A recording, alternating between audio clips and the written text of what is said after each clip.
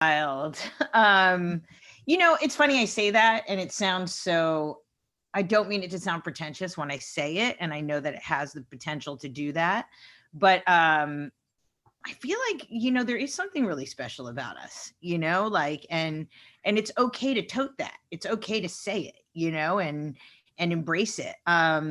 We're three people we're three girls who are friends first and foremost, and we're working together at another company, and we thought, we could do this better.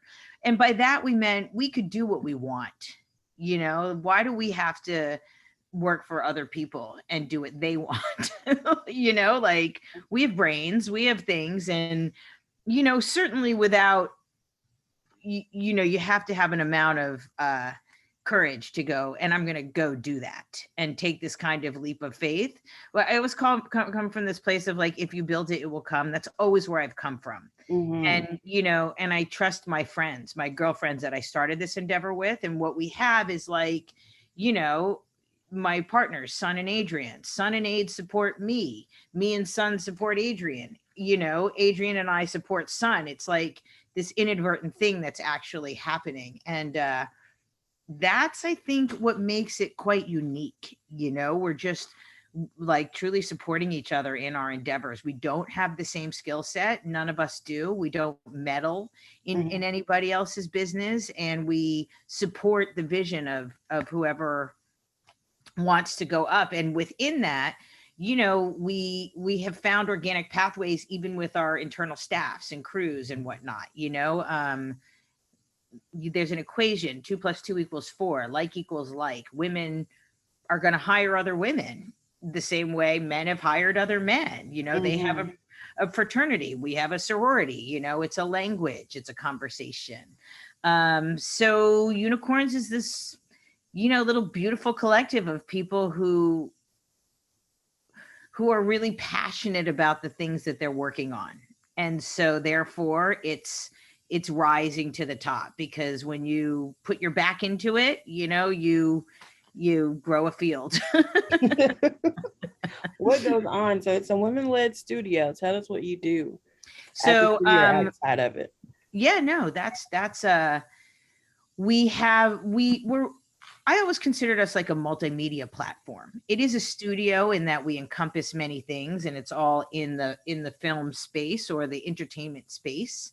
But Adrianne does branded content, and she's great at it, and it's really creative. And Sun Komen does she does digital, but that has like so many different meanings. And it in my opinion, the word digital undermines what she does greatly, because she is a rare and incredible talent that does everything from websites, like living in that digital space, but populating the websites with content, and then also fulfillment of product sometimes, and that's really when it's really special on her side. And then I do film and television, and we do it seamlessly, and we incorporate each other in our each other's worlds as often as we can. If I come onto a project, a film project, I'll do my best to bring Unicorns as the company onto the project to be the producers. We have a huge background in live action. I just did this project called Elbows Deep, which was written up in Deadline, and it was directed by Catherine Hardwicke, and it was starring Marcia Gay Harden and Cara Delevingne, and it's called Women's Stories. It was an anthology, and it was global, and it had female directors. But my segment was with Catherine, and then we needed titles and graphics. So I was like, well, let's kick this over to Sun, and if she ever came back and was like, well, we need advertising, then I would, go, let's talk to Adrianne. But even as is, I was like, they said we need PR. And I was like, well, let's talk to Brianna. It's like you're utilizing your resources to push, to elevate everything that's going on. And it's really awesome. Like that. That's beautiful. That's like a great ring of support. You are like catapulting your friends and working as a group, and that's important, especially today. I think it is. And I think I think it's, you have to have trust and you have to have faith. But like, for example, me throwing Bree's name in the hat for this team that needs PR. It's like, well, I've worked with her, so I can get behind that. That was easy to do. You know, I don't feel precious. I don't hold it anything close to me. I want to give. I want to share. That's why I'm in this. I want to tell stories. I want the world, you know, I want the world to know. So yeah, my side of unicorns is film and television. You know, we, you know, by trade of who I am and the experiences I have, I find myself gravitating to more female oriented stories, women protagonists, stories that I can identify with, because those are the stories that I want to tell the world. And I think they're good stories, you know. This is certainly not to say, you know, my team is composed of some women, but also a male. You know, this is not to say that we're just like girls only and everybody else out. You know, it's not like that. It's just, it has to be an environment that's symmetric, that works, that's that's positive and fun. How important is it for you to diversify the voices in the industry that you're in? For me, it's quite important. I am actually half Filipino. So I grew up, you know, my mom is, you know, looks very Asian looking. And so did, you know, my brothers and my sister. And, you know, I don't, you know, I don't want to say take, you know, like people can take things like that for granted, but, you know, it's important to bring your culture and everything with you to your, to the game, because, they're part of the experience. They're part of the experiences that you've had, whether, you know, and they are part of the, I'm looking for the word, like, they're part of the character that's built us, you know? And so, I've been in really crappy situations with them because I clearly read very white, and, you know, they don't. And I don't like some of the experiences I've had. So I find it really important to bring that, you know, inclusivity of like cultural differences and other things into the mix. But also you know, I came up in hip hop music videos. So I didn't know there was so much lack of diversity, I should say, until much later on in the game. Because since I came up in hip hop, everybody else was in hip hop and they were all friends, cousins, and they all came from the same place. I quite honestly, I was the outsider, although they never made me feel that way, which I really appreciate, you know? And it wasn't until I got to LA that I was like, wow, there's not a lot of diversity. But that was jarring to me. I didn't know that was a thing, you know? So anyway, I think it's pretty important when you see that, when you come from a place like that. I think it starts to be like, oh, okay, this is something went wrong. You know, we can't just be like, you know, if you're in hip hop, therefore, you know, this is okay. Like, I think it needs to be like, you know, this person has experience making music videos or being a producer. No matter what the genre is, what the color of their skin is, they're still good at that job, you know?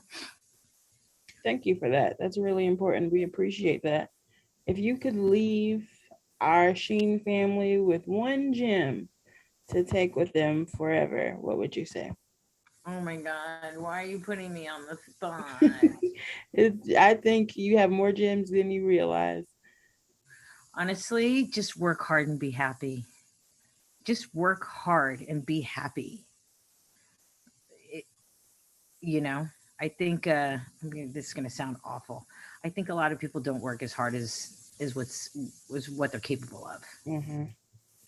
And, you know, I want to tell you actually something else about that and the conversation about inclusivity. My mother, being the Filipino woman that she is, she's shrinking because she's 86.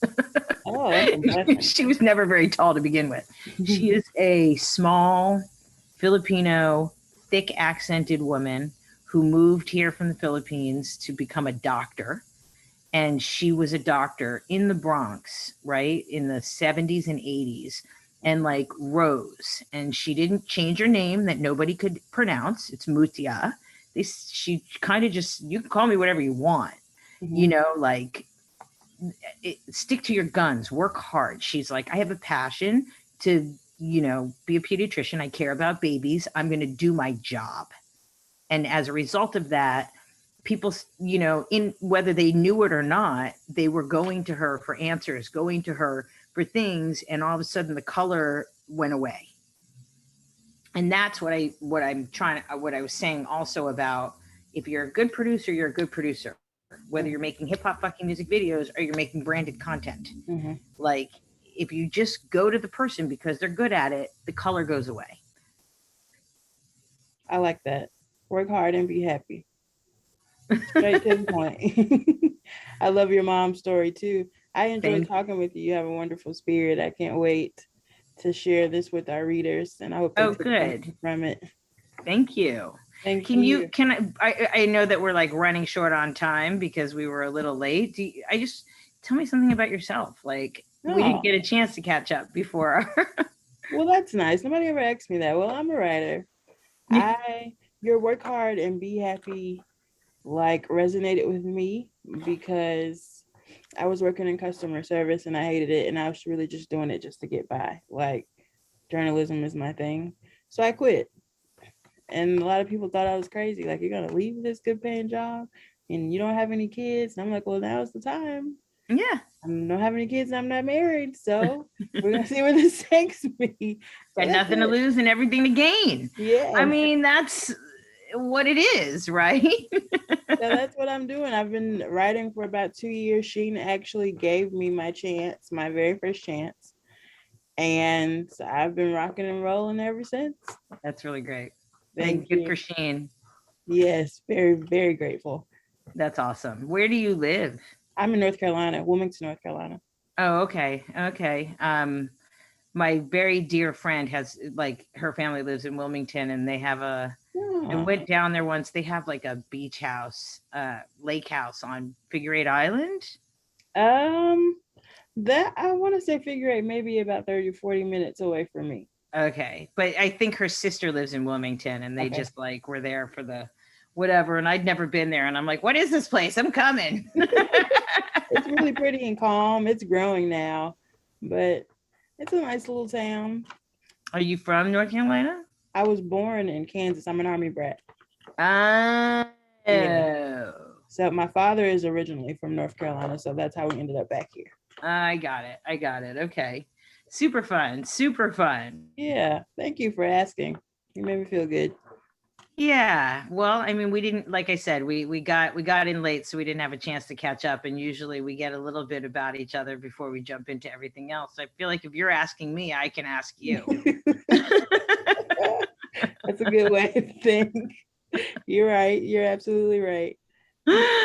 Anyway, yeah, this was really nice. I mean, I feel like in some senses I could go on and on about unicorns if somebody wanted to listen, and I know we have to cut ourselves short, but we're 3 years old, just like you. We were working for other people. I mean, it wasn't really customer service. We were still working in our industry, but it was just like, this is not the end, this has got to be the beginning so that we can go grow our own paths. And we're doing it. We're making it happen. And it's a funny thing when people ask, they want the details, and I don't have them to give, because it's like, I'm just waking up in the morning and I'm going to work and I'm doing my thing and I'm coming home and then I'm doing it again. Yeah.